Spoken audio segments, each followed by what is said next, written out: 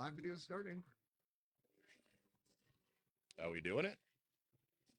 Live video starting? You're live. All right.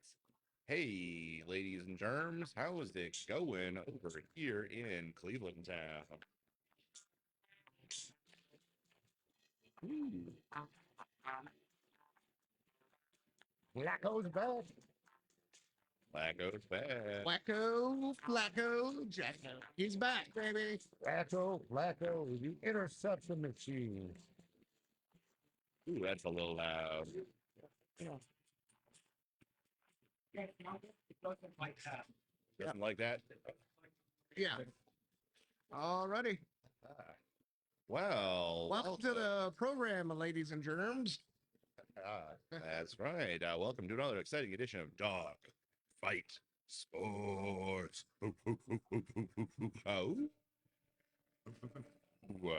And finally, we're back at the garage Finally. in Willoughby, Ohio. We got a new set of toys to play with.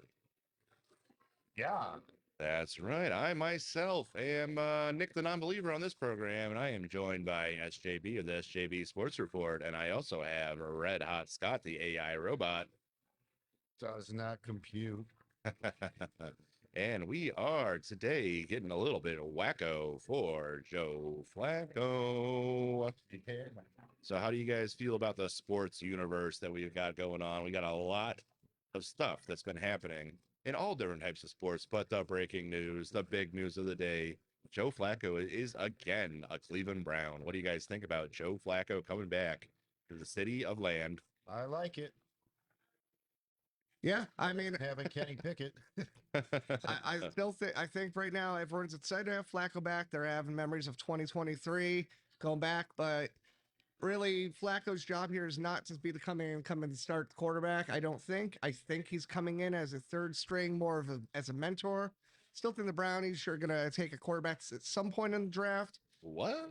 But yeah, I believe Kenny Pickett. I'm sorry. Super Bowl champion Kenny Pickett. Super Bowl champion Put some Kenny Pickett. respect on his name, boys. Put some respect on his name. Super Bowl champion Kenny Pickett is going to be running the dog pound. Yeah. All right, very nice. Subtitles. I do like that. A new feature on the program. They can hear us and they can see us and they can also read what we've been saying into these nice new microphones. The irony is Nick can't read, so. So we're here at Garage Bar Willoughby. We'll be discussing a wide range of topics ranging from the Cleveland Guardians, the home opener, March Madness or March Midness men's basketball, including the transfer protocol at NIL, the Cleveland Cavaliers, in addition to Wrestlemania. But yeah, the big news, Joe Flacco. So what is going on with you guys? What is your favorite sports of the week? Hi, Vivian. Hello, hello. Say hello, hi to the adoring fans. She's hoster at the garage guy. There she is. Oh, Got some cool bartenders hanging out, serving us some cold drinks. in the Cleve area. Heck yeah. What kind of sports are you watching? Here comes the tanger. Here we go. We got the peanut gallery. Whoa. Don't trip over the court. Oh, God. Oh my goodness. We got some horse riding going on.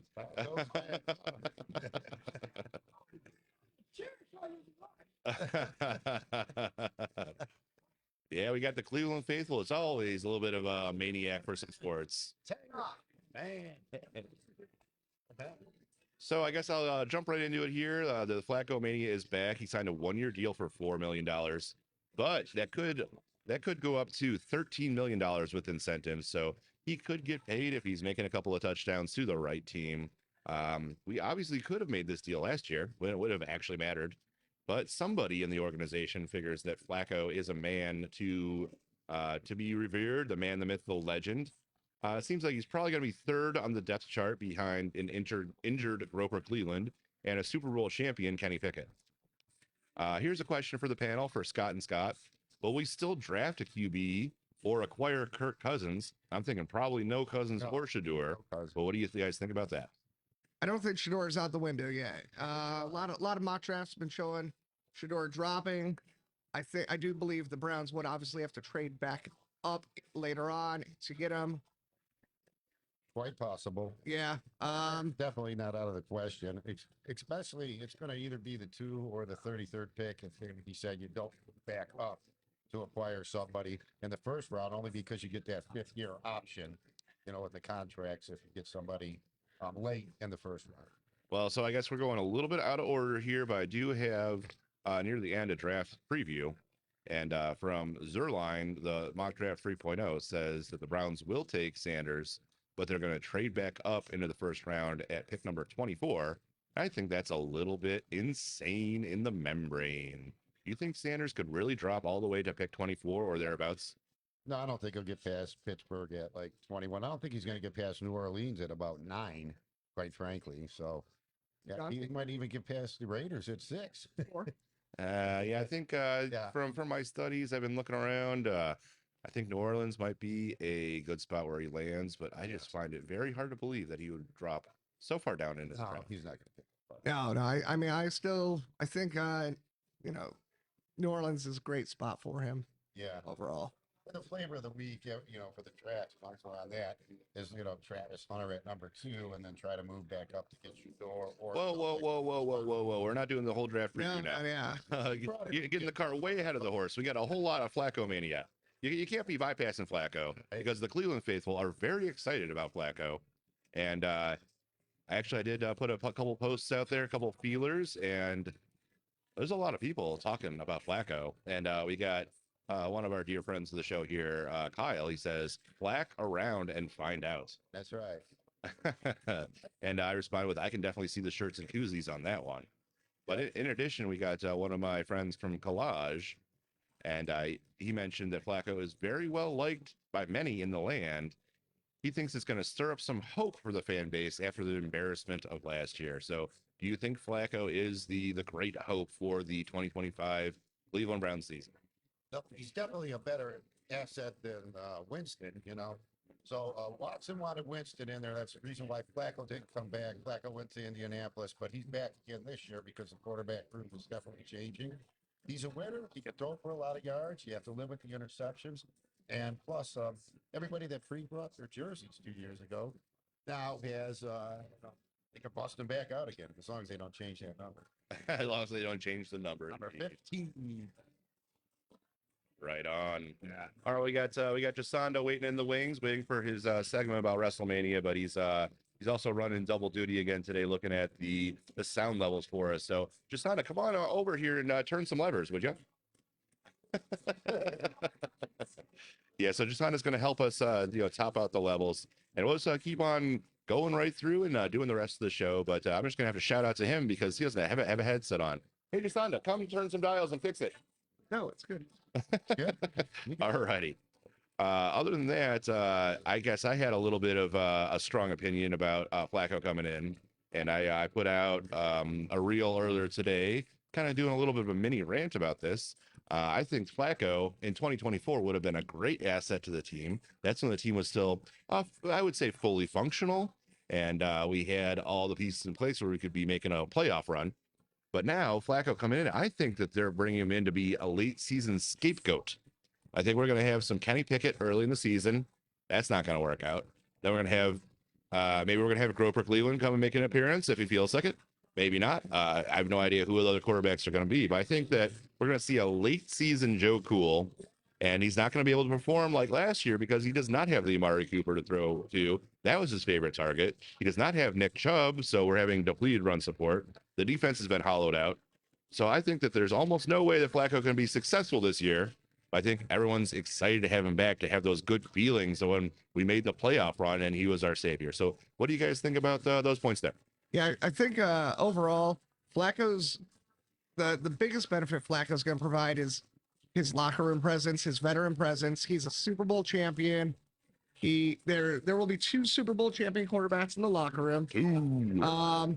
And I think him just bringing his attitude, his professionalism from day one is going to help out the locker room. And whether he's on the field, off the field, I really hope to keep him off the field. But knowing Browns fans, let's say Pickett is the starter week 1. The moment Pickett throws the first bad pass. Pickett throws a pick. Pickett throws a pick. That crowd over at Cleveland Brown Stadium is just going to be Jane Flacco. Flacco. Right. Flacco. So let me get to the other Scott over here, Red Hot Scott. Do you think that the Cleveland locker room needs an attitude adjustment? Oh, for sure. And the getting back to Flacco, he is very well respected and liked in the locker room. He does provide the leadership. But, players listen to him because he's been there, done that. So it's definitely a better addition, to the locker room, for sure. And back into as far as starting the season and all that, he provides a lot of offensive firepower. He throws that ball, he keeps it, he has no fear, and sometimes that's what we need instead of a hesitant quarterback. So here's another question. Do you think having Flacco in the locker room is a big FU to all the other quarterbacks that want to start for the Browns this season? No, absolutely not. I mean, quarterbacks are some of the tightest positions in the locker room, right? And I still think they're going to draft somebody. They will draft a quarterback. Make no mistake. I just don't know exactly which spot it's going to happen at this point. But whatever rookie quarterback comes in there, Joe Flacco is a ideal candidate for teaching them the ropes for how to be a quarterback in the National Football League. Whether it's Shador and he comes in with a lot of quote unquote baggage, just having the last name Sanders on there's a lot of expectations. The standard is just higher. It's a gold standard. Or whether it's a different quarterback, like Ohio State's quarterback, for example, right? If it's all right. So sorry to cut you off a little bit here, but so if Flacco is waiting in the wings and he's teaching with his veteran presence, and he's providing support, whether it be physical or emotional support behind the scenes, and he's like having whoever the starter is, do the actual day to day. So you think that Flacco would be back there and he'd be coaching him up, and he'd be saying something like, "You can't see me." Yeah, for sure. And you got to remember the Browns average about 4 to 5 quarterbacks per season playing at some point. So when you take that in perspective, Pickett's going to be see in the field. Flacco's going to be see in the field. The new rookies and possibly a backup or somebody they pick up from, on the practice squad is actually going to be seeing some playing time. We haven't had really steady presence at quarterback since Baker Mayfield for a whole season. So when you take that into consideration, Flacco's going to be on the field. Pickett's going to be on the field. And, the new rookie's going to be there. She's going to see some playing time at some point. He's going to want to see what you got if you have to go into next year's draft, looking for another quarterback. Such as maybe somebody else with a famous last name. Maybe a little bit of an Arch Manning. Yeah. But I do have a little tidbit about Baker Mayfield. This comes from Dogfight Sports earlier today. And and so I posted out that the Cleveland Browns were so dumb to treat Flacco like dog farts and drop him like a bad habit last year. And it just shows that they have learned nothing since the Baker Mayfield debacle, and that debacle is spelled with capital CLE. And how lucky the land is to go Wacco4Flacco again. But I had a question here. If SlippinJimmy had pulled his head out of his ass sooner, we could have avoided the dumpster fire of those 2024 season. We could have been a Wacco4Flacco last year. So now I just wonder if Joe Cool is here just to be a scapegoat, and I'm 1,000% sure they're going to find a way to screw this up and blame it on him. Odds on Arch Manning for 2026. Well, not necessarily so. They took a swing and a miss in 2023 with Deshaun Watson. Big whiff, and Watson wanted his backup to be Winston. They didn't want to, as soon as something happened, they didn't want the crowd to be cheering Flacco, which they'll be doing this year, by the way. But so would you say that they're playing politics instead of playing football? Otherwise, Flacco would have came back. Well, Flacco is clearly the better player, so they got rid of a player that's clearly better just because their butt hurt because they couldn't handle that Flacco is better than Grover Cleveland. They made a mistake, which is one of many. Well, we're the mistake on the lake, but we're going to have to keep on making it. Flacco went to the interview with the Vikings, I think the Giants and the Steelers. He chose. No, and also, I mean, the thing I keep in mind that the mindset needs to change for the fans. It just does, and I get it. It is challenging being a Browns fan. That's being polite. But the attitude in the room has to change with the Browns' expectations. I think a big step was the owners coming out and admitting that it was a mistake. That it was a miss. It was a swing and a miss. and them coming out, that's the first time ever that I can recall Cleveland sports ownership owning up to a mistake. Well, Saying the quiet part loud. it was pretty nice because it was the last person on the entire planet that realized that it was a mistake. So there's somebody that's got to be last in the class, somebody's got to be first in the class. So we'll go ahead and keep on setting the tone, keeping being first in the class on Browns football information and what exactly you should do to turn around this dumpster fire. SlippinJimmy will continue to be the last in the class, continue to be the last one to figure this stuff out. But listen to us. We'll tell you what to do. Why don't you just go ahead and turn over the keys to the stadium to us, and we'll fix the Browns 10 times faster than you can. I would have saved you 90 million for sure. 90 million. 90 million. Let's go 230 million. Maybe we could save a couple billion on the stadium, but that's a different story. All right, let's move on here. That's topic here, buddy. All right, well, I got a couple more pages on Wacco4Flacco, but let's get into something a little bit of a palate cleanser here. So I asked one of the friends of the show about Flacco. They said Flacco's getting a little bit older. Having said that, I prefer him to Watson. So I kind of went off and did a little bit of a list of any athlete that I would prefer to Watson. I guess I would prefer any athlete at any level of any sport to Watson. I'd prefer any human or any other species to Watson. I'd prefer a Venus flytrap to Watson. I'd prefer a newborn bumblebee to Watson. I'd prefer a microorganism to Watson. What would you prefer to Watson in terms of animals, humans, wood, glass, or anything else? I mean, I think you hit it perfectly, right? No. That's a bit deep. As far as NFL quarterbacks, there really aren't. I really pretty much would take any starter. I mean, I would take Kenny Pickett over Watson at this point. Okay. No, Mason Rudolph. I don't think Mason Rudolph's a starter. I don't think he's capable of being a starter in this league anymore. Watson's biggest thing is, though, off-field issues aside, is the fact that on the field he has not hit that expectation that he was supposed to from the start with Cleveland, and it's been nothing but miss with him, right? And then he had the unfortunate injury, and he is a gamer, though. He is someone that wants to be out on that field, whether the fans want him out there or not. That's not the point. A gamer? Are we talking Kyler Murray? Yeah, could be. Hey, I would We talking Kyler Murray? We talking Call of Duty? I would definitely take Kyler Murray. Talking about the guy that re-ruptured his Achilles 3 months after he ruptured it on a dance floor in Miami. Oh, okay. He really wants to be out there.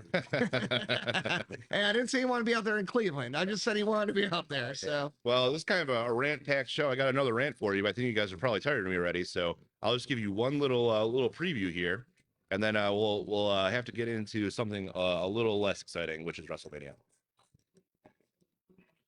all right, let's hear it. So there's that one guy that we were talking about, and sometimes I call him Groper Cleveland, and the friend of the show said, it seems like you don't have a very high expectation for that individual. And my response was, I hope that dude steps on a Lego. And then I have about another 10 other things that I hope he does, but maybe we'll rotate that into that later, because I know that there's somebody over here waiting in the wings, chomping at the bit to get to Wrestlemania. And I guess I'll lead it out, and then I'll squirrel out of the seat here and let you guys rap about Wrestlemania a bit here. Do you smell what the cold stone's creaming? Yeah. Well, at least our Vegas odds went up, I think 4 to 4.5 games to 5.5 with the signing of Flacco's, providing a win and a half for us. Yeah, so go back to last week's show while our guest is approaching. If we had not re-signed Myles Garrett, I thought the odds-on favorite was for the Browns to somehow manage a way to go 0-16. But since we got Myles back, I think that 0-16 is probably off the table. Yeah. With Flacco on the ranks, I'm thinking 3.5 to 4.5 wins, something like that. Let's call it 4. Not both of your ain't nobody can be picking 12, 13 this year again, right? Oh yeah, last year everyone was picking 12 wins, and I was like, hey, how about 12 losses? And since we're still waiting on our guest, I guess we'll just get into the schedule real quick. Did you guys see the strength of the schedule coming up for our beloved Brownies? Yeah. It is one of the hardest schedules that I've ever seen. That could fluctuate, based on what teams are doing what. I think a lot of the scheduling game has to do is where they place them, and when they actually announce the schedule on what days. Sometimes that could play for advantages for home and away games. night, or Yeah, I did not do splits for home and away. I did not do splits for night and day, so prime time versus regular time. what our bye week is. That can change it a little bit, but it does look tough on paper. I will give you that. Yeah, on paper, it's going to be tough to go against the AFC North. It's going to be tough to go against the NFC North, and then we got the Niners thrown in there for good measure. So, Yeah. yikes. What do you think about that, SJB? The schedule coming up, and how do you think the schedule compares to years previous, or maybe your West Coast Brownies? Yeah, I mean, it's definitely a tough schedule for the Browns coming up, but ultimately, they have the tough division, right? There's some tough competition in the AFC North. Is one of the most difficult in the NFL, and I think this draft you're going to see a little fluctuation with that. I don't think the Browns are going to have some life altering or team altering draft pick that happens right off the rip. So I mean, right now, if I'm putting it, I think I got the Browns at about 5 wins. Okay, 5 wins. So we all went through our win totals. So let me get over to Red Hot Scott here. Red Hot Scott, what do you think about the prospects of this draft class in general? Do you think it's a strong draft class, a weak draft class? Do you think it's going to be making a huge difference in some franchises' future, or is just kind of a meh? Let's see what we got next year. For sure. There's always some, prospects in there. This is more of like what they call a blue chipper type of draft. And such. So I believe with our 10 picks, if we can find like about 3, possibly 4 good pieces for the team, whether they be starters, plug-ins, or something. I mean, I'd be happy with that. Like 4, I would say. Just if we can find a quarterback, that would just be awesome. I'm not sure where you're going to find them. Yeah, well, it's always we can mess them up in a hurry. But yeah, I think if we can get about 3 to 4 good picks out of that, or work some grades in, or anything like that, get about 3 good pieces out of this draft, 4 good pieces for the team. That would really help and go a long way, solidifying some of this, what they're trying to do there. And we're ready to throw in the towel. That's why they signed Miles, and they didn't trade their veterans or anything like that. Come in. Come in. I'm sure. It's gonna go. I was flailing over here.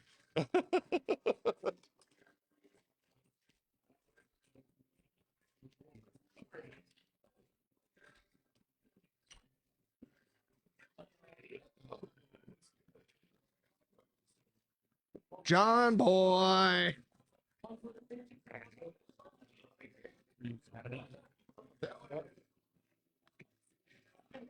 Finally, Jai Sanda has entered Dogfight Sports WrestleMania edition. Yes.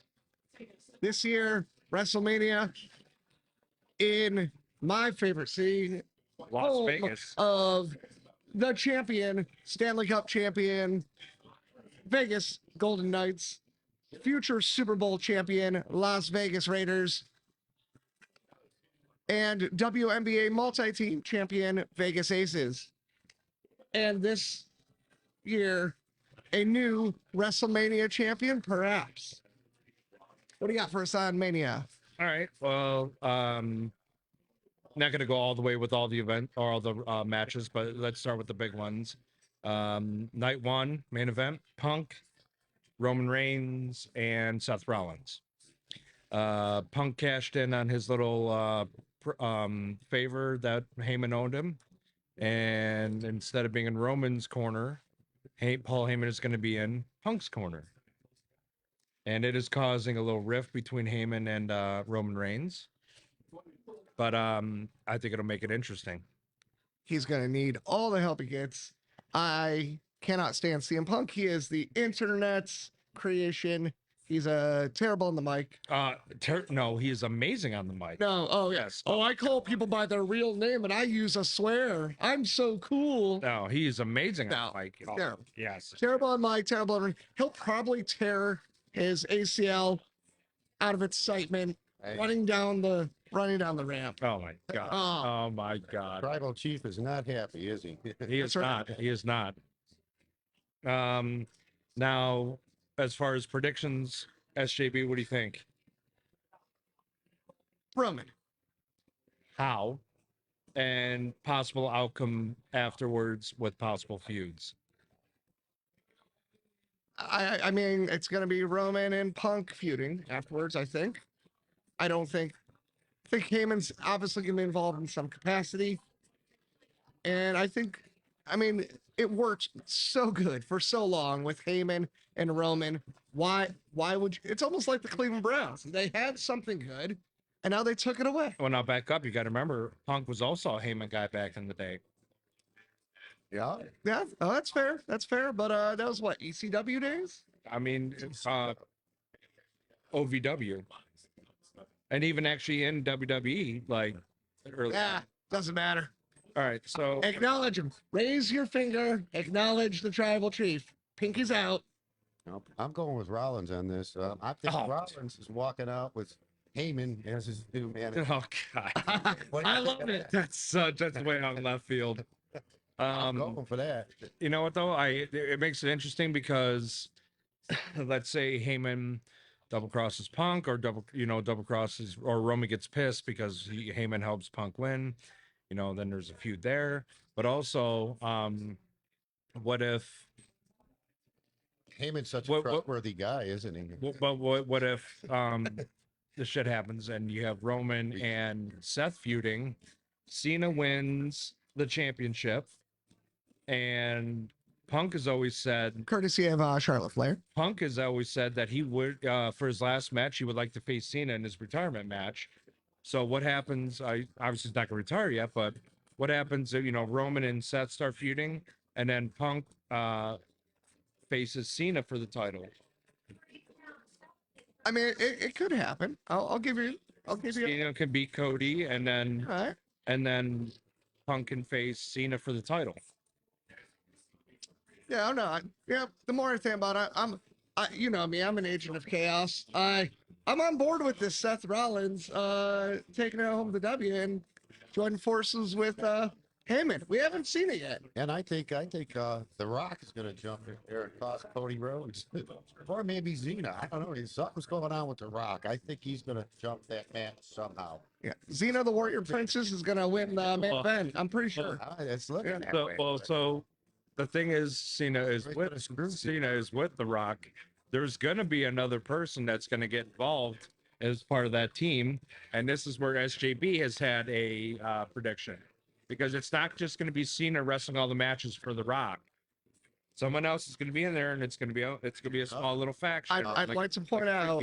I think it's going to be Cody Rhodes. I think it's all a trick to get Xena and beat him up and send him home in his jorts. Listen, it's going to be him anymore. It's going to be Charlotte Flair. She's the third leg of the triangle. It's gonna happen. She's gonna help defeat her dad's record. Oh, I can't wait. It's gonna be sweet. The message that I get from you on night 2 of WrestleMania. Happy Easter, everyone, by the way. Happy Easter, night 2 of WrestleMania. I can't wait. I am so excited. Yeah. Oh, let's go. It's going to be interesting because there's so many variables out there right now, and WrestleMania, always likes to throw a curveball and give you something you didn't expect. So it's always expect the unexpected. We'll see what happens. Yeah. Yeah, I'm gonna call Uso over Gunther. What's that? I'm calling Uso over Gunther too. I Jey Uso. Yeah, The Heats are. I'm thinking so too. I'm thinking because Jay's got a lot of momentum behind him, and I think that Jay is going to also topple Gunther. Yeah, and he's just been him and his brother get beaten up week after week after week after week. I just don't see this, ending well for Gunther. Yeah, I can see it. Nah, you're both wrong. Gunther is going to continue. Summons. What? You're going to give mid-card Jey Uso the world champion. Main event Jey Uso. Brother on brother and helps. They gave Kofi Kingston a title run for a little bit. I mean, listen, it's got to happen for different reasons, but mid-card Uso's not going anywhere near this championship. This is going to be the end of his run. Yeah. Get him back to mid-card stats where he belongs. Yeah, watch his brother help out. That'd be great. Oh, have we had the Uso war yet? Kind of during the Yeah. the bloodline. Yeah. Okay. Jimmy returned and super kicked Jay, and Yeah.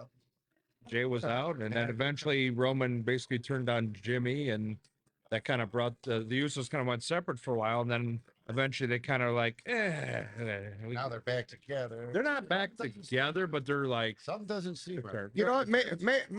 Maybe Gunther loses, and then maybe that's when they embrace. Everyone's celebrating, happy, and then bam, super kick from Uso to Uso. and then we got And now you said Uso Uso. Yeah. That'd be a for, good draw. for a title match. I can see that happening. Yeah, I can that's- see WWE pulling a bailout.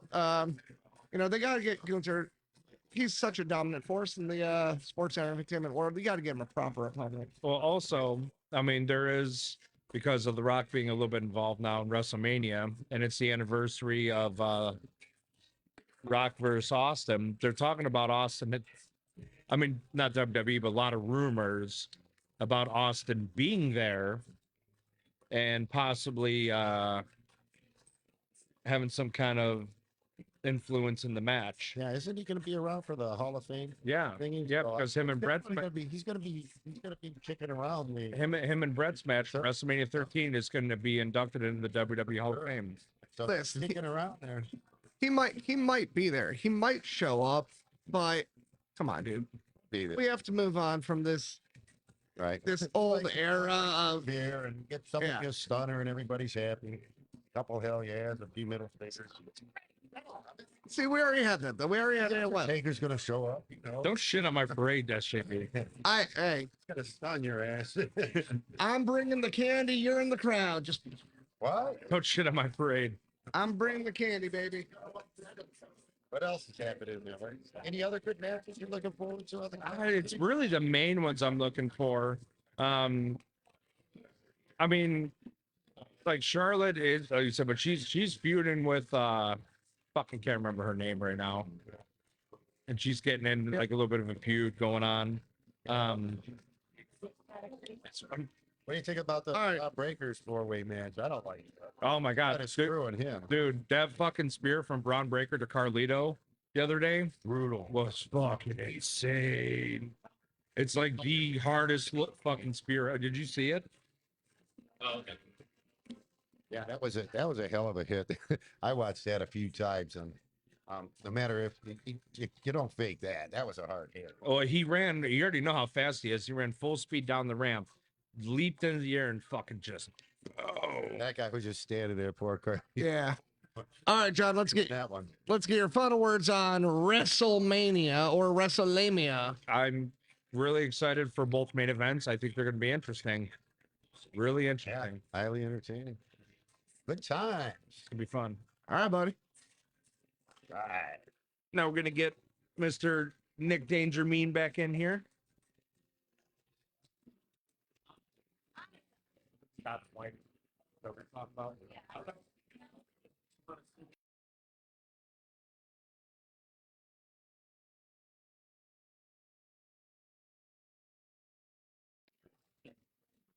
Welcome back to the program.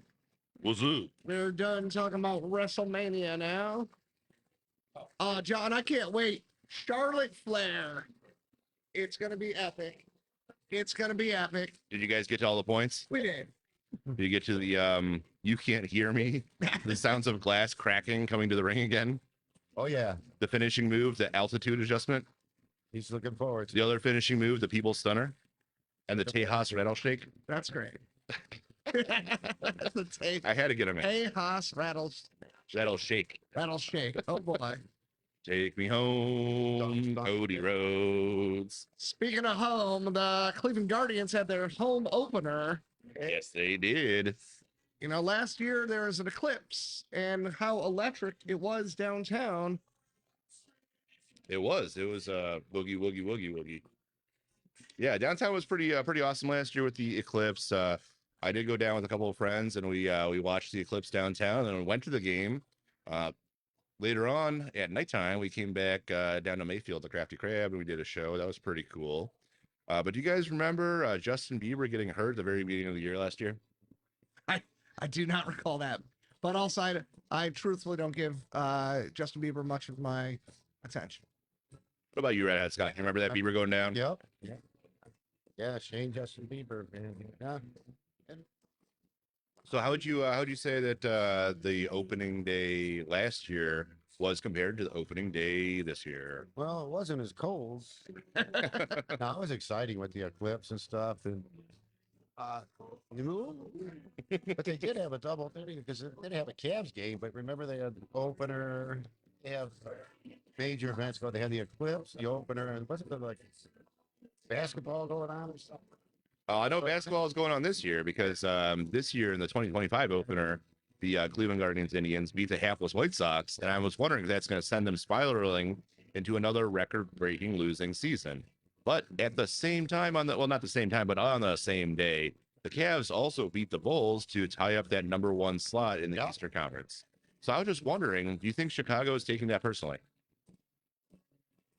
It's been a bad run for the Bulls lately, and it's been the White Sox. Yeah, they're in rebuild. Yeah, the White Sox are the Cleveland Browns of baseball right now. Oh God! Yeah, so Christ's sake, they had Grady Seisman for managing the team at the end of the year. Yep, that's right. That's pretty bad. I heard a rumor they were going to have the first 9 people in the stadium got to start in this game. So Oh wow! Right. 9 players, nine fans. Very nice. Yeah. Only 7 shows. Well, as far as the let's do last year for a second and this year. So, Shane Bieber did get injured last year. He had Tommy John surgery in April 2024. Originally, that was a 12 to 18 month initial timetable to return, but there has been an update. He says he's pleasantly surprised with how everything is playing. He whatever it means, he said he's pitched his 7th bullpen. So I'm guessing that means he's gotten bullpen work in for 7 times. There is no timetable for his return right now, but he says that everything's looking good. The recovery is happening well. So we're still hoping and waiting for Shane Bieber to make his recovery and his return because one of our best pitchers. Yeah, he should be back about mid-season. You know, the surgery is a tough surgery, but what that allowed, he was up for free agency and all that. He has re-signed with the team. He stuck with us. We were like really close to losing and or trading. That's right. You know, so in a way, he's going to be here. And if we go the way the season hopes, he could provide some late season depth. And, you know, he's definitely shown he has the talent. He's definitely shown he's an ace. He definitely is a young winner. So here we go. I mean, Yeah, late season's still a long ways away. 162 game season, but sure. yeah, we're still stuck on the home opener here because I'm not sure if you guys were able to catch it, but it was here's the question here. Do you think the game was an exciting pitcher's duel or a boring, non-scoring affair? Because the game ended, spoiler alert, 1-0, and the 1 run came in on a bases loaded walk. Hi, dear Fred Clevenger. Thank you, Clevenger. that's right. Yeah, I mean, I think everybody obviously prefers a high-scoring game. It's more entertaining. Traditionally, the game's been sped up to create more runs. It's definitely more offensive-driven. So those games can be challenging to watch. Your baseball purist always seems to prefer a pitcher's duel to the shootout of like a 14-13 shootout. But ultimately, they got the win. That's what matters. I guess it matters in a 162 game season. So they swept the series. Yeah, Got them back to 500.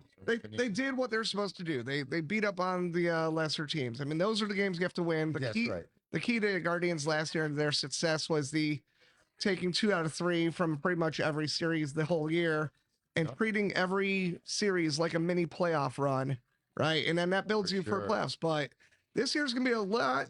I don't know. I'm hopeful for Cleveland. I'm hopeful for the Guardians to get a good season this year, but losing a defensive stud at second base and then trading away what I believe is the wrong Naylor, trading away the bigger bat. Oh, that's right. Naylor's no longer with us. Go, man. Yeah, I mean, and bringing in Carlos Santana, Not replacement. Not bad. Slamtana, right? But Slamtana is now 38. Slamtana is now just not the same caliber of player. So, I mean, I think that's why across the board you saw a lot of people picking Cleveland to be mid at best, maybe around 77, 78 wins. But I can't do it. But Cleveland's always been one of those teams where it's it's Cleveland at the best. So true. And like a couple other things, if Pastrana comes up at second base, I mean, that could fill that second base hole. Plus, it seems like Cleveland, they have a good winning season, then they have a shit season, then a winning season and shit season. They just haven't been so consistent. Like they one good year, next good year sucks, good year, next good year sucks. So we'll see. I like the new coaching staff. I like where the organization's kind of going, and I like how they're planning for the second half of the season. There we go. That's good. That's good. Yeah. So I like how you read forward a little bit on the outline. Thank you, because we got Slam Santana back after 5 years away, but we got him back by way of the Royals, Mariners, Brewers, Pirates, and Twins. He's been in all those teams in the interregnum before, in between when he was back at the Guardians. A couple other things to watch out for. I guess I want a quick opinion from you guys. You think Kwan is going to reprise his hunt for the batting title? He was lighting the world on fire the first half of the season last year, and he kind of slumped down the stretch. So you think we're going to get early 2024 Kwan or late 2024 Kwan in this year of 2025? I think Stephen Kwan is one of the best players in Major League Baseball. I mean, he's not gonna check at those boxes of like a 40 home run guy, but that's not what you're paying him to do. You're paying him to get on base and play that guard ball, as they call it, right? I mean, that's up. Yep. Yeah. So I think you're gonna see him. He's solid. He's got a good head for the game. He's really into it, and the consistency factor is what some people worry about. But he always seems to pull his own. He gets in a little slumps here and there, but he works his way out. He gets on base. He doesn't. He's solid defensively. Yeah, so Kwan actually leads starters in this leads the Guardian starters in this young season in hits, average, and on base percentage. So now we're going to go back to a quandary that we were considering last year. A Kwan tree. I like it. Steve, I like it. Because Jose leads in slugging and OPS, which is of course on base percentage plus slugging. So now I've always wondered last year, who do you want to have be your leadoff batter? Because typically the old way of thinking, the old guard, is that you want to have the best in terms of average or on base percentage be first.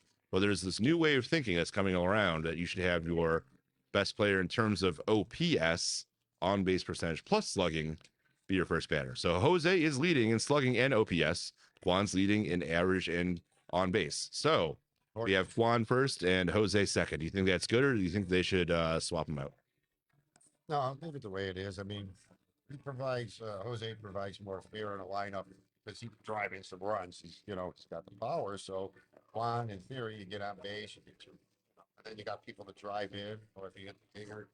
Jose leading off is almost a waste. It's slap one out of the park at any given moment. But if there's people on base, they can keep your hitting alive. I like it the way it is. I mean, they've actually done statistical studies on this, and you are able to get what's it called? A statistically significant edge by putting your best overall batter first. So I'm sorry that that kind of discounts what you said. You were going more for the conventional wisdom. Well, my statistical analysis says, fuck that. All right, we got to have a tiebreaker over here. What do you think about that, SJB? I mean, I think it's going to be a lineup. I think you have to play the odds. Yeah. I don't mind the idea of Ramirez leading off some games. I think if Kwan is succeeding and you're seeing success on the front end of the lineup, I think they're going to ride it out. But Stephen Vogt's a manager that's going to look at the matchups. I think he's more classic. I mean, he was a player himself. So he understands the game. He understands what it takes to win. He never really won much in his career, but as a player, but he understands what it takes. So I think, at least for now, keep going. But matchup to matchup, you have to look to adjust. Oh yeah, you got your lefties and you got your righties. You got your power hitters and you got your on base hitters. I got a couple more tidbits here, and then we'll move it on to the Cavs. So I did have one significant injury already in this young season. Lane Thomas was injured on opening day. In terms of power hitters, both Jose and Manzardo already have 4 home runs apiece. So we're looking good in the power department. In addition to these other statistics, hopefully we'll be able to get Lane Thomas back soon. I believe he was hit on a breaking ball, but it was cold, so I'm not sure how long that's going to keep him. No broken bones. That's what they said. So There you go. Good sign. Well, do you guys have anything else in terms of the Guardians? Otherwise, we'll move right along to the Cavaliers. Now go Guards. Yeah, just keep it up. Hang in there. They got a good big series coming against the Royals at home. So if you can get 2 out of 3 of these, you're in a good spot. Keep it up. Yeah, right now the Guardians are in third place with 6 wins and 6 losses. 1 game behind the Tigers and Royals. The White Sox already are starting off with a terrible season. They're 2-10. So I'm glad we're not in that situation, but we got a couple games to go, and kind of like the same teams we were looking at last year to vie for the pennants. Yeah. So in terms of the Cavaliers, have you guys been keeping up with them Cavaliers? For sure. Oh yeah, I mean, come on. Whenever there's a winner in Cleveland, everyone just kind of peeks their eye around the corner just a little bit more, right? So I mean, it's natural. Winners win. It's easier to follow a winner. It's easier to justify your time watching the game. Winning makes everything better. Winning solves everything. If not to touch on Watson that far, but if Watson would have come in and won, Oh, yeah. all of this, All be forgiven. all would be forgiven. Winners win. But yeah, I think the Cavs almost a record-setting season for franchise. They're gonna just miss out on the opportunity to hit 66 wins. And I just heads off before I stop. Kenny Atkins, the new head coach they got in this year, has really pulled this team together and put them in a different mindset so they can grow and make the playoff push. This is going to be a huge year for the Cavaliers as far as the forward. How deep can we get in this playoff run? Is like what everybody's really asking. They're about the mid-pack in defense, but they're leading all teams in offensive scoring. So can we play some tough D when it counts, and can we keep the scoring up when it counts? That's going to be the huge question. I like where we're going, and we're staying pretty much injury-free, which is huge. Yeah, and that's one of the biggest advantages of the Cavs locking up that number 1 spot now is the fact that it's not that the last games don't mean anything directly. I don't know. I mean, I'll go to you on that if whether they do mean or not, but I think that it means it's much better that the Cavs locked it up, and so they can afford to rest those guys and go into the postseason healthy. And they're all hungry, right? I mean, they were close last year to doing something real special, and I think this year they're built. Atkinson, as you mentioned, Scotty, has them playing the right type of basketball. Sure. When he came in, he just said, look, I don't want to change really much anything defensively. I just want you guys to pick up the pace on the offense, and they have done that. Yep. Evan Mobley has been just a completely different player this year. It's incredible. Well, and much improved. Incredible. And hats off to that bench. That bench is coming on strong. Atkinson made that bench tight. That's why I don't mind him taking, some rest there at the end of the season. You got the 1 seed locked up. Let's work that bench. Let's see who we're going to get into these 8, 9, and 10-man rotations deep into the playoffs, because you're going to need bodies in there to come off the bench. I love the bench play. That has really been huge. And the pickup of Hunter this year, just what a great asset this guy has. It really is. I hated to see Niang and going. You just hated to see those guys. You wish you could keep them all, but Hunter was the missing piece, I believe. For the wing and defensive 6-man presence. Huge acquisition.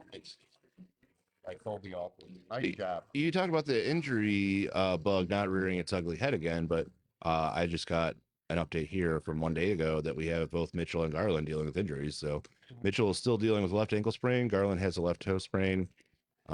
This is kind of showing shades of last year, where the Cavs were tremendous coming into the All-Star break, and then they faded a lot after the All-Star break. Just kind of coast something. There's always going to be a little dick and a ding and everything. It doesn't seem anything serious because Mitchell, despite his sprain, could come back into the game. He entered and played a little more. So they just take a precautionary rest. This is not as bad as it was the previous year. Some of these injuries at awkward times. So you couldn't piece together the rotation. Now we're in confusion with these injuries. You sit a few people, there's somebody else who come in and plug and play. Yeah, I 100% agree with that assessment. Last year the injury was a legitimate injury. This year nobody's healthy. Nobody is 100% at this point. Right. It is a physical sport. They're not out there in pads. Right. It is a very physically demanding sport, and I think it was very crucial, though, just from a mentality for both Mitchell and the fan base, for Mitchell to get back out there and show everyone, hey, I'm good. We're cool. You're like, Or my adrenaline's running and they gave me a cortisone shot. of Oh, course. let's not panic. Yeah, that's big too. They say the two biggest injuries to watch out for, of course, it's like from the knee down for basketball. Another one big is like your fingers. Fingers are so important in the game of basketball. How many jam fingers you get. And so I always look at the person's hands and their fingers when it comes to basketball. Because we've got this taped up. How's it going to affect your shots? That's how you prepare. So I've been watching it, you know, and I like what I'm seeing. You know, the injury bug hasn't hit. Not to say that it will, but it seems like we're much more prepared for it. So I think that catastrophic were to happen, that we have people that we can plug and play. So you're not worried about that? We're kind of doing the same thing as last year's, kind of coasting into the playoffs. Like, yeah, we didn't have to win every game down the stretch because we did lock up the number one seed in the East, but we could have pushed a little harder and got the number one seed overall. But again, it just kind of seems like we're coasting a little bit into the playoffs. I've heard reports that Garland is not playing his best ball. Well, So you want to be putting everything together when you get to the playoffs. I mean, especially in some sports like football. I mean, basketball, I guess you can kind of coast because you're just trying to avoid any serious injuries, and I get that. But it just seems like the hype was at an all-time high. We were winning like these long streaks of games, and now it's just kind of, I won't say petered off, but cooled off a little bit. so let me say something first off about the seed. Yeah, you're the number one seed in your conference. So once you have to win, you know, 3, you know, series. And then, you know, so not the number one seed overall. That's just provided the number one seed overall from the Western Conference gets to the finals. So that doesn't mean anything about that seed. To get to the dance, you know, you can't dance unless you show up to the dance. So I'm not worried too much about the number one seeding. I was more concerned about the East. Wasn't that home court advantage? Yeah, let's just say the team in the West that has the number one seed, if let's say the third seed gets in and the Cavs have the better record, then they get home court advantage. So all you have to worry about is Oklahoma. If Oklahoma gets bumped out, the Cavs are the number one, you know, seed in the overall NBA finals. So that's why I'm not going to worry so much about the seeding and such. And as far as like getting back to like where every team targets somebody, like you were saying something about Darius Garland. He stepped up in his defensive game, but obviously, you know, teams are going to target Darius because they feel like he's the weak link of you know, the defensive presence, easiest to score on. So, you know, that's where the support comes in. And then he has to make that off his offensive play, which he has been doing. So I just read an article that said he was struggling all around. So I'm not sure about all that. I mean, like offensive versus defense. I mean, yeah, I mean, it's an offensive minded league. I mean, you barely play defense at all. You barely get traveling called at all. But if you're in there to score, you got to score. And he's not been doing it. yeah, and his defense sometimes he's easier to target, but you know, it looks like to me he's been focusing on his D a little bit more, which will distract you. You know, it's a lot of pressure, you know, it'll distract you from your offensive game and all that, but it's like, you know, supporting cast is there, you know, to pick you up. And, you know, he's a hell of a decoy out there. He can shoot, he can hit some shots, you know, it hasn't been like it always is, but it's a long season. That's it. Games, a lot of fatigue and such. Yeah, I mean, the you know, a player has like, you know, a couple games where they're not putting up 20 a game, and now all of a sudden everyone wants to hit the panic button. And it goes, look. Well, it's time for the playoffs. It is time to hit the panic button. No. If it was happening like game 31, game 48, game 62, like, yeah, who cares? But it's time for the playoffs now. So these are the games that matter. Could just be a hiccup. I'm not worried about it. Yeah, no, we're not at the playoffs. Yeah, these are not. Yeah, like what, 2 games? Yeah, that Sir, we'll all know it's going to be obvious and stuff, but you know, I don't see any indications of hit the panic button just yet. No, I mean, the big thing with the Cavs, and this is going back to the year they won the championship, 2016. You know, Kyrie and LeBron used to talk about flipping the switch. Right. There's a time to show all your, when you're playing poker, you don't show all your cards, right? So you don't want to, they've done what they need to do to get this point. I think they're still going to, whether to win or lose this last year, it's not completely irrelevant, but just don't put too much stock into it. Oh, yeah, there's this phrase, it's rest or rust. You know, see, here's what kind of it is like teams are all different. There's a different playoff team. You go to different rotations and you're there against another team for, you know, what could be a 7-game series. So you have to match up well with what is going on. Yeah, that was a beautiful noise reducer for me. So basically, you have to match up well with what you're doing. You have to play the individual team because you're not just going on one game on the road. You know what you're up against. So the rotations change, intensity picks up. Some roles are different for different players, you know, against different teams. So some people are more relevant and valuable off the bench or as starters in a series, then it would be against this team who they match up at. All right, well, yeah, if we're gonna do matchups, so we're gonna look at like how all these different teams compare. Like, I guess we should probably do some coverage when the playoff games roll around, and then it can be less of a theoretical and more of a concrete. Ooh, look how we match up versus this. Look how we match up versus that. Come on, yes. Oh yeah. So as far as the Cavaliers, I think we're gonna have plenty of coverage coming up with that very soon, and hopefully they make a deep playoff run. But we're gonna do a little bit of a rapid fire towards the end of the episode here. Did you guys catch any of the March Midness? That's right. March Madness or March Midness. It was the first year ever since it became the Sweet 16 back in 1975 that no mid-major team, only a Power 5 conference teams made the Sweet 16. And the craziest part about that is of the 80 starting players, so 16 teams, 5 players per certain lap, 40 of those players came from mid-major schools, from non-Power of Conference. Yep. And that's because of two things that is ravaging the college sports league, NIL, Yep. and the transfer portal. Yep. It's all about the money. Right there. It's killed the little underdog, in my opinion, and stuff. Why the fuck are you talking funny to me? Just kidding. The Cavaliers. Yeah, but teams in college can't actually make more than going pro sometimes. So, I mean, the next big underdog, everybody's going to pull for it. But NIL, it's like everybody's going for the green, I don't blame them. What can you say? No, and right now there's really no restrictions on NIL. So I mean, Yeah. Good for the players finally getting some money. They do deserve it, absolutely, because they're putting their lives on the line. Sure. But most of these people in college ball, most of them ain't gonna shot the hell of making it anyway. Oh. You ain't making a Canton, Cleveland Charge, you ain't making Euro NBA, you ain't making anything. They're going to the Euro NBA. the Woodland Gym playing pickup games. You ain't making any dough. So if you can have some dough and transfer or whatever, but just what a thrill for them. Everybody loves the Cinderella story, the underdog and stuff. And Yeah, it seems like we're losing it. Sure, we got a couple little tidbits, but they got marched right over. And if anybody's good on them teams, they're getting recruited, which, So a little bit of a scoreboard report from the pool that I put together. It's Globetrotters 2025, and myself and Jasonda were both in the pool. Jasonda, I think, picked on a whim, but he had to be picking based on what? Best mascot. Well, I don't know if we have time to get him over here to figure that out, but he actually did not finish last. Let's see, Jasonda, he could fill out 2 brackets, but he decided to leave one blank. The one that he did not fill out, did not leave blank. He finished 6th out of 10, so not too bad. Actually, he beat me, the one I did with my brain. I finished second last. Where's the laugh button? I don't know if we have a laugh button on this one. Hey, yo.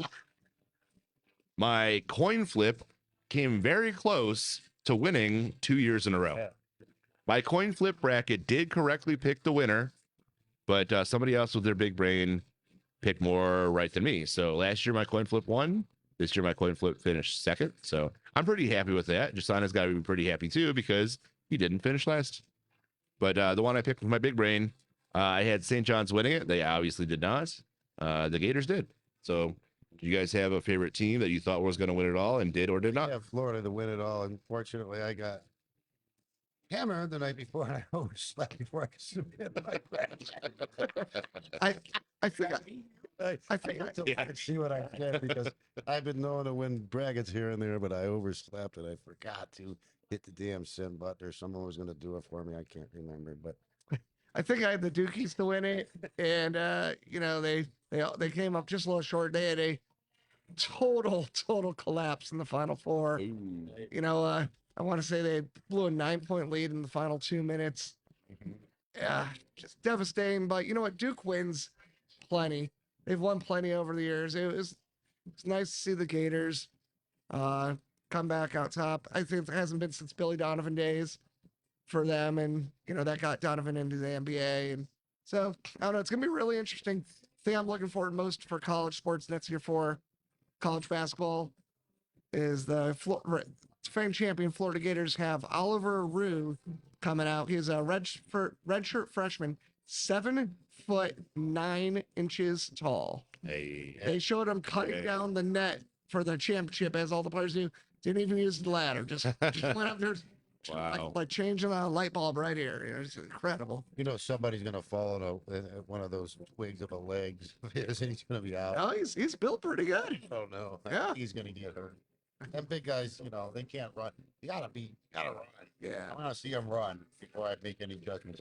Well, speaking about watching players run and making judgments, we do have to get to the draft preview because we are basically out of time. Okay. So a couple things here. We'll do a whole draft show. What is it? 2 Thursdays? Yep, the 24th. All right. Well, a couple of insane mock drafts I've seen recently is there's a YouTuber that goes by Thickman, and he thinks it's going to be Gianti that the Browns are going to draft it to. I think that's a little bit insane. Got a button? Jeffy's going to my Raiders at 6, I think. And I mean, yeah, him at 2 is a stretch. So what else we got? Let's see. Somebody from the Peanut Gallery told me the Browns are going to trade with the Cowboys, that the Browns were going to offload Grover Cleveland, and we're going to obtain Dak Prescott, but we're going to give away the number 2 pick. No. Insane. 0. Zero. No. 0. Next. We got a mock draft. Get along. We got Zerline 3.0. Same. They're two of the same dummies. Jerry and Jimmy don't get along. Zerline 3.0 says the Browns will take Sanders, but they're going to take him in the 24th slot because they're going to trade back up into the first round. Not happening. Insane. Deion Sanders is on the name alone. You know, you're not trading back at the. You know, to pick up drunken Johnny Manziel. You know, no, that Sanders ain't getting past New Orleans. He ain't getting. He'll be a top 10 pick. Cleveland don't take him. I need a quarterback, so I say take a quarterback. If you're convinced this Henry is going to play wide receiver and cornerback, which is a bunch of bullshit. When have you ever seen somebody play 2 ways in the NFL? It's happened, but you know. That's a lot of work, a lot of downs. These are grown men. They ain't playing against the, University of, Northwest Colorado and shit. We can run. Fuck that. You know, these are fucking people, and I know the pros don't take kindly to that shit. Yep. So we'll see. And Abdullah Carter's got too many fucking injury reports and stuff. Cam Ward's going to go number 1. I say take Sanders too. Roll the dice. If it doesn't fucking work, you can get Arch Manning next year. Well, aren't you the one that said that we should draft a quarterback at every single I'm round? sick of not having a quarterback. You're gonna have a quarterback playing a punter. You're gonna have a quarterback playing long snapper. You're gonna have a quarterback playing Remember little linebacker. My statistic earlier is like on the average, Cleveland has 4 to 5 quarterbacks playing and starting for him every season. So what the fuck? You got Pickett, you got Flacco. Okay, you got 2 more. You got to pick them because they're going to be in there at some point. Let's go for it. To quote you, Nick, insane. Insane has officially hit the booth. You got to take care of problem number 1, and obviously that's quarterback. We haven't had anything decent really to speak of except Flacco and Mayfield and Derek Anderson for a year, and then Bernie Kosar. You know. All right, I'm gonna consider that your last word on the program. SJB, what do you got? Thank you very much. Get the fucking quarterback. It's hard to fall complete delusional. So I'll do my best to fall complete delusional by saying Makes sense. Raiders. Who are you gonna get? Who are you gonna get? You should take that. Running back, Austin Janty. We need a running back. Should take him. We need a running back. Pete Carroll's had a running back his whole career. If only Pete Carroll had a running back against the Patriots, he would have won the Super Bowl. Oh gosh, we're bringing up old stuff. Oh, that's right. Well, I got a question for you guys. Yep. Do you have a dog in this fight? Because in Cleveland we do, and he's gonna be chewing on your ass. Thanks for tuning into another exciting edition of Dog Fight Sports. Ho, ho, ho, ho, ho, ho, ho. Ow. See you in 2 weeks for the NFL draft. Tell your friends. Oh, wait a minute. No, don't turn off.